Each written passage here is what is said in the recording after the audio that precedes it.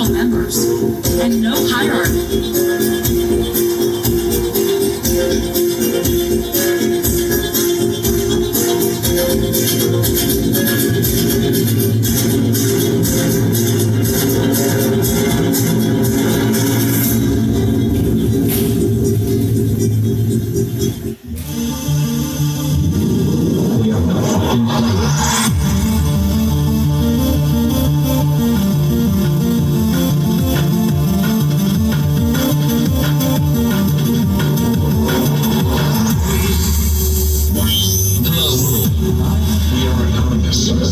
We are anonymous. We are anonymous. We are you.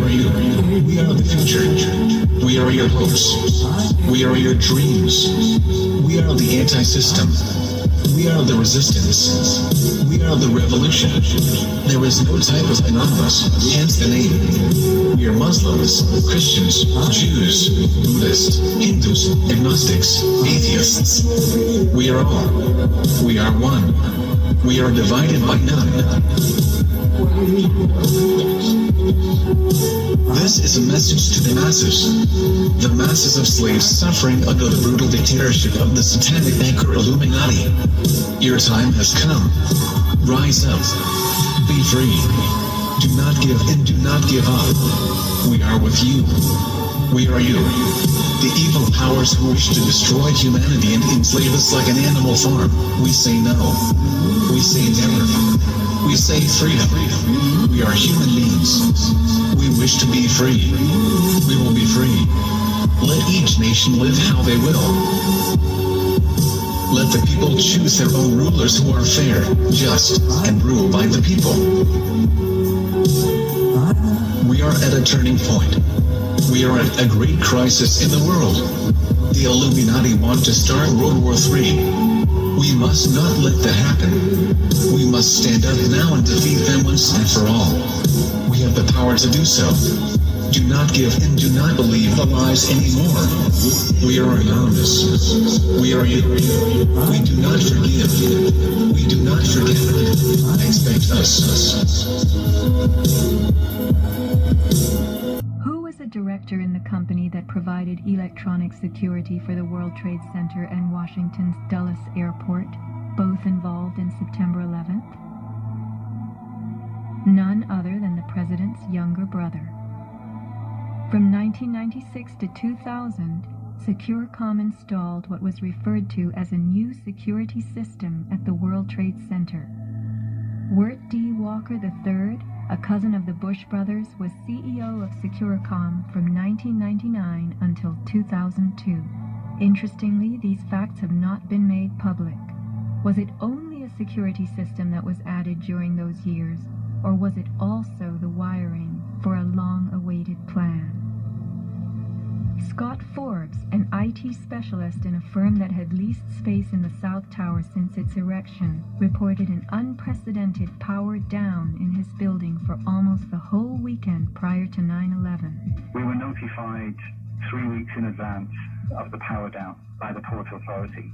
That was relatively short notice to plan to shut down all of our banking systems. It was a big deal. It was unprecedented. We had a data center on the 97th floor, so our originating servers were all there.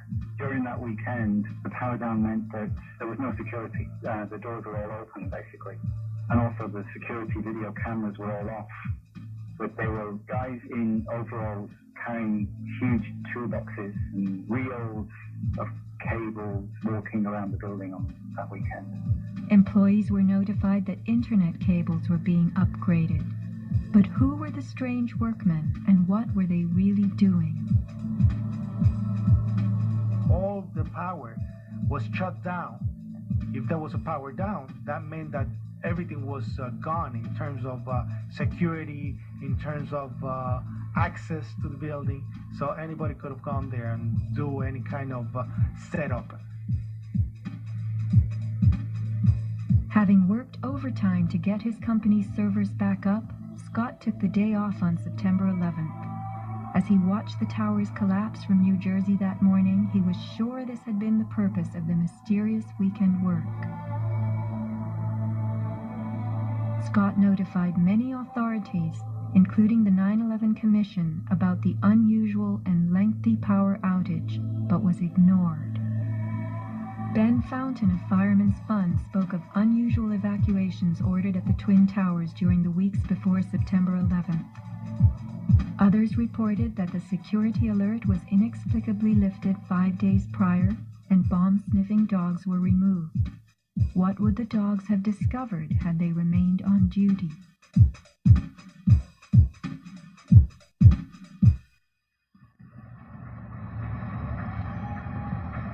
Not long after the disaster, Lower Manhattan saw banners like this one.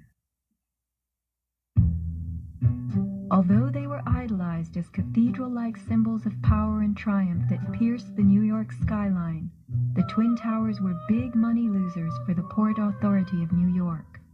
They cost millions a year to equip with the basics: electricity, water, heat, air conditioning, sewage, and even oxygen, being airtight.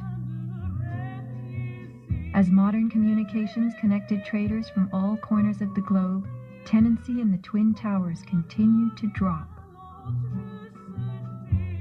The towers presented another problem.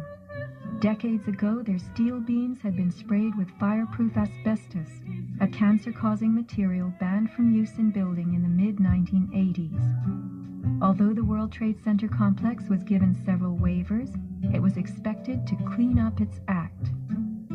But to remove the asbestos from every supporting beam in the Twin Towers would have been almost undoable.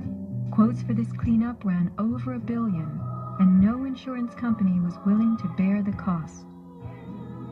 An urban renewal project of unfathomable proportions. Given the tower's issues and problems, September 11th proved an unexpected bonanza. The Trade Center was built in the 1960s to revive a rundown area of New York, and 40 years later, urban renewal could again take place.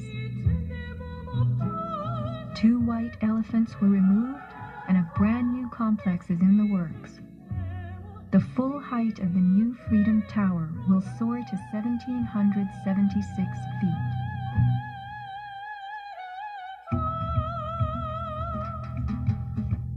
The suffocating dust that engulfed Manhattan was much more than dust. It was pulverized concrete, glass, metals containing lead, mercury, dioxins, benzene, and of course asbestos. None of that was healthy for any living thing. Today, thousands of rescue workers have developed lung cancer and serious permanent health conditions. And the rescue dogs continue to die.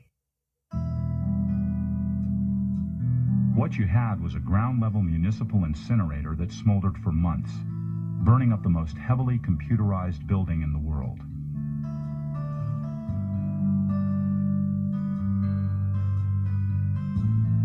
Patients have had black paste coming out of their pores. They have reported bowel movements that are blue or green and have smelled like smoke, despite the fact that they have not been at a fire scene for months. Only 3 days after September 11th, Washington instructed the EPA to declare Manhattan safe and reopen Wall Street, though the air remained toxic. A federal judge is blasting the former head of the Environmental Protection Agency for telling New Yorkers it was safe to return to their homes and offices near Ground Zero soon after the 9/11 attacks. The judge called Christine Todd Whitman's actions, quote, conscience shocking, and refused to grant her... It was documented that the White House ordered EPA to tell these lies, to downplay the seriousness of the environmental hazards.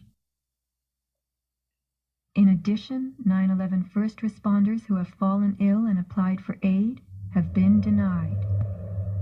As last survivor William Rodriguez climbed the stairwell to rescue people, he remembers a very strange thing.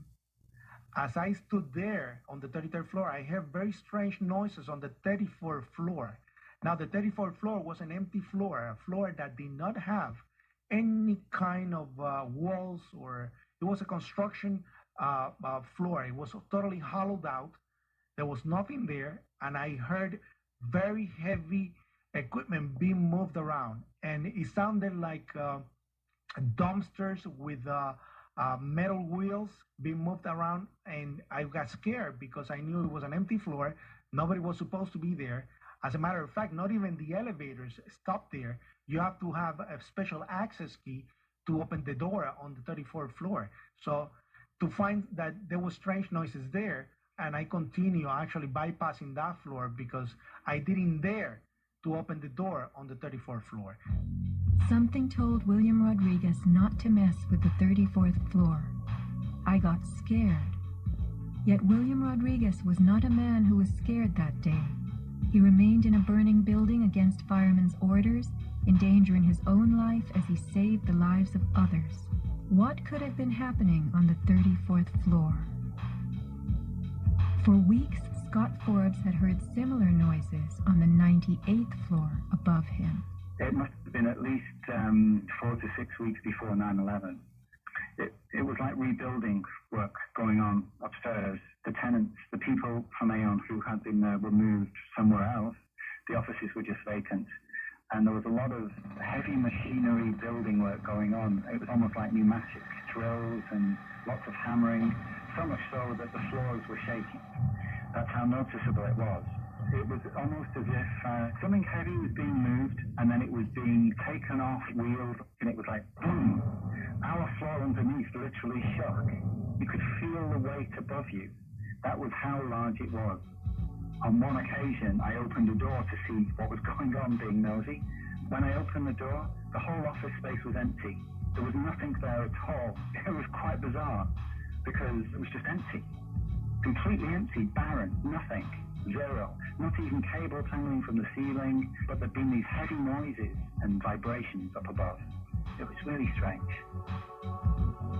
And the noticeable dust in the building the week before. It was probably the week leading up to 9/11. Every morning I'd come in around 7 a.m. and the dust was incredible. It was filthy. It was like the cleaners weren't cleaning.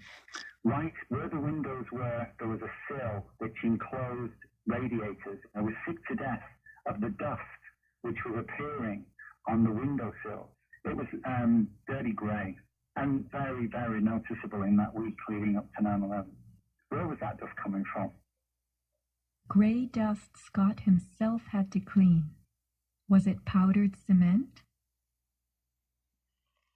The steel columns of the Twin Towers formed an endo and exoskeleton.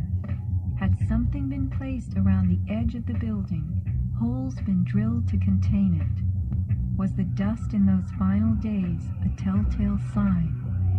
As white elephants, the buildings were full of vacant offices. Tenants could be temporarily moved around for upgrades as Aon was, and a plan arranged to perfection. Was the strange construction that could be heard but not seen going on all over the towers? Larry Silverstein took possession 6 weeks before September 11th, when the strange construction began. Were the sounds that scared William Rodriguez the last of the rats as they left a sinking ship?